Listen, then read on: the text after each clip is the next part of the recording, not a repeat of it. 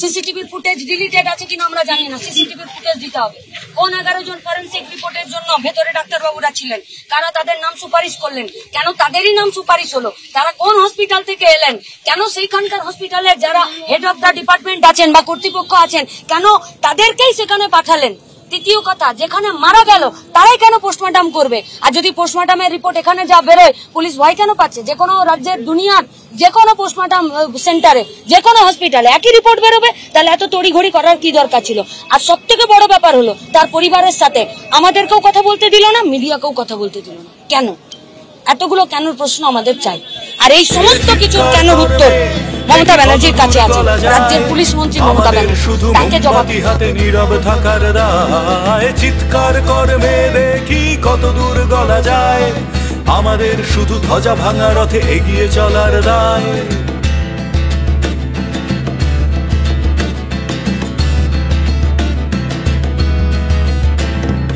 আরো খানিকটা বড় হলে ওরা ন্যাংটো করবে তোকে, হোর্ডিং জুড়ে তোর খোলা পিক সাপটে কিলবে লোকে। আরো খানিকটা বড় হলে ওরা ন্যাংটো করবে তোকে, হোর্ডিং জুড়ে তোর খোলা পিক সাপটে কিলবে লোকে। বিক্রি হবে আরো আছে তোর যা কিছু ব্যক্তিগত, আমরা শুধুই খানিক লোলুপ খানিকটা বিব্রত। চিৎকার করবে দেখি কত দূর গলা যায়, আমাদের শুধু মোমবাতি হাতে নীরব থাকার দায়। চিৎকার করবে দেখি কত দূর গলা যায়, আমাদের শুধু ধ্বজা ভাঙা রথে এগিয়ে চলার দায়।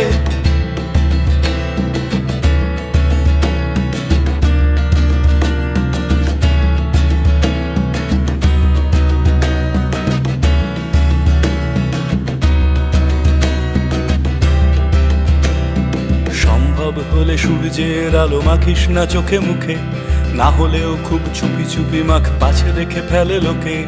সম্ভব হলে সূর্যের আলো মাখিস না চোখে মুখে, না হলেও খুব চুপি চুপি মাখ পাছে দেখে ফেলে লোকে। এরপর খোলা রাস্তায় ওরা খেয়ে ফেলে গেলে তোকে, এরপর খোলা রাস্তায় ওরা খেয়ে ফেলে গেলে তোকে। প্রশাসন শুধু হাততালি দিয়ে বেশ্যা বলবে তোকে।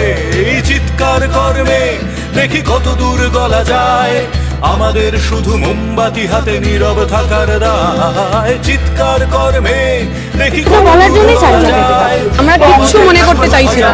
আমরা আমার রাজ্যের যিনি মুখ্যমন্ত্রী তাকে তৃণমূলের নেত্রী হিসেবে নয়, আমার রাজ্যের অভিভাবক হিসেবে প্রশ্ন করতে চাইছি যে আমার রাজ্যে একটি মেয়ে রাত্রি 3টের সময় তার কাজের জায়গায় নিরাপদে থাকতে পারবে না? আমার পশ্চিমবঙ্গে একটি মেয়ে রাত্রি 3টের সময় কাজ করার অপরাধে তার সঙ্গে যদি কেউ ধর্ষণ করে খুন করে তাকে আত্মহত্যা বলে চালিয়ে দেওয়া যাবে? আমরা ওনার কাছে প্রশ্ন রাখছি, প্রশাসনের কাছে প্রশ্ন রাখছি, আমাদের কিচ্ছু বলে না। কামদুনির যে ঘটনা, কামদুনির ঘটনায় যারা ধর্ষক ছিলেন তাদের ফাঁসি হয়েছে, তাদের কিছু শাস্তি হয়েছে আমরা কেউ জানি। আমরা দেখলাম গত বছর পশ্চিমবঙ্গের পুলিশ দপ্তর তারা ইনাফ প্রমাণ দিতে পারেননি বলে ওই ধর্ষকরা রাস্তায় ঘুরে বেড়াচ্ছে। আমরা বিশ্বাস করবো কাকে? মমতা ব্যানার্জি বলছেন তিনি ফাঁসি চান, যদি সত্যিই তা হয় তাহলে বডিটাকে পুড়িয়ে দিতে দিলেন কেন? যে বডিটা প্রাইমারি এভিডেন্স, যে বডিতে অপরাধীর ডিএনএ রয়েছে, চুল রয়েছে, নখ রয়েছে, সিমেন্ট রয়েছে, রক্ত রয়েছে, সেই বডিটাকে পোড়ালেন কেন? সেকেন্ড টাইম পোস্টমর্টেম যাতে না করা যায় সেই ব্যবস্থা করলেন কেন? যদি কালকে সিবিআই এনকোয়ারি হয়, কিসের ওপর এনকোয়ারি হবে? হাওয়াতে? বডিটাই তো আপনি লোপাট করে দিয়েছেন। মা বাবারা জানতেন না, মা বাবারা জানেন না তার মেয়ের ক্রিমেশন হবে, শেষ করতে হবে, বাড়ির সামনে এসে দেখছেন তার মেয়ের লাশ দাঁড়িয়ে রয়েছে। শুধুমাত্র আপনি এখানে এসে বড় বড় কথা বলবেন, গরম গরম কথা বলবেন, আপনার কাজে এবং কথায় কোনো মিল হবে না, আপনার উপর আমরা বিশ্বাস রাখতে পারছি না। আমি বলছি এগুলো গুরুত্বপূর্ণই তো নয়, ধরা যাক আমাদের সময় 1, 2, 3, 4 যা হয়েছে, আমি বলছি প্রত্যেকের দোষী, প্রত্যেকের শাস্তি হওয়া উচিত। আজকের দিনে দাঁড়িয়ে আমার দাবি কি হবে? আমার বাড়ির সামনে, চোখের সামনে যে মেয়েটাকে হাসপাতালে কাজ করার সময় খুন করা হলো, ধর্ষণ করা হলো, এবং ধর্ষণ মানে যেরকম সেরকম ধর্ষণ নয়, যে ধরনের বর্বরতা, ওর চোখ খুবলে নেওয়া হয়েছে, কলার বোন ভেঙে গেছে, পেলভিক বোন ভেঙে গেছে, পায়ের গোড়ালির হাড় ভেঙে দিয়েছে। কতটা রাগ, কতটা প্রতিশোধ থাকলে একটা মেয়ে ছুটির উপর এরকম আক্রমণ করা যায়? অবশ্যই, না হলে এত বাঁচানোর তড়িঘড়ি কি? আমি এটা খুব জেনারেল কথা বলি। ধরা যাক আমার বাড়ির আশেপাশে, অথবা আমি যদি এখানকার সুপার হতাম, আমার এখানে কোথাও ঘটনা ঘটেছে, আমার প্রাইমারি রেসপন্স কি হবে? আমি পুলিশকে ডাকবো, পুলিশ তদন্ত করবে, দোষীদের সাজা দেবে। আমরা দেখলাম এখানকার প্রিন্সিপাল প্রথম দিন থেকে কি বলা শুরু করলেন? আত্মহত্যা। তারপর যখন আত্মহত্যার কথা ধোপেটির জন্য উনি কি বললেন? রাত্রি 3টের সময় মেয়েটা গেছিল কেন? মেয়েটার চরিত্র নিয়ে প্রশ্ন তোলার চেষ্টা করলেন। তাহলে যদি আমি খুব নিরপেক্ষভাবে দেখি তাহলে তো এই প্রশ্নগুলো আমার মাথায় আসা উচিত না। এই প্রশ্নগুলো মাথায় আসছে কারণ আমি জানি অপরাধীকে, তাকে বাঁচানোর দায়িত্ব আমার উপর মহল থেকে। দেখি কত দূর গলা যায়, আমাদের শুধু মোমবাতি হাতে নীরব থাকার দায়।